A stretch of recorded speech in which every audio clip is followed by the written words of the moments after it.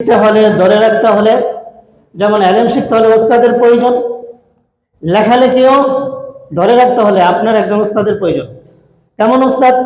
আপনার লেখাটাকে কেটে চিরে এবং লেখাটাকে পরামর্শ দিয়ে সুন্দর করে দেবে, লেখাটাকে ভালোবাসা দিয়ে মজবুত করে দেবে।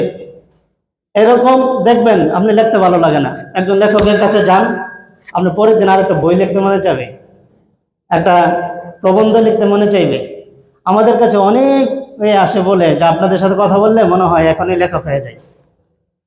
আমরাও আমাদের বড়দের কাছে, এই মনির ভাই ঢাকাতে গেলে আমি বলছি, আপনার কাছে আসলে আমার লেখার যে স্পৃহা আসে, কিন্তু ব্রাহ্মণবাড়িয়া থাকলে তো আমার আসে না। আমি কিন্তু এই ব্রাহ্মণবাড়িয়া আঞ্চলিকতা যেই সময় শুরু করেছি, আমাদের বয়সের কিন্তু লেখে বন্ধু কমই, আর হুজুর আছেন বা তারা আছেন, তাদের সাথে তো আড্ডা দিলে হয় না। আড্ডা দেওয়া যায়? লেখক কবি সাহিত্যিকরা উঠে এসেছে সাহিত্য আড্ডার মাধ্যমে। কিসের মাধ্যমে? কবি মনিরুল ইসলাম কিন্তু এই কথাটা বলেছেন। কবি নজরুল বলেন, জসিমউদ্দিন বলেন, ফখরুল আহমেদ বলেন, আমাদের মহিউদ্দিন খান সাহেব বলেন, তারা ঘন্টার ঘন্টা সাহিত্য আড্ডা দিয়েছে।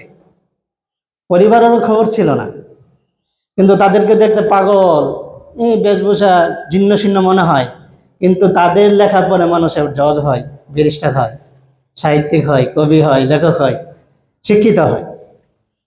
এই জন্য আমাদের কবি মনিরুল ইসলাম বলেছেন, আমাদের একটা নিয়মিত একটা সাহিত্য আড্ডা দরকার।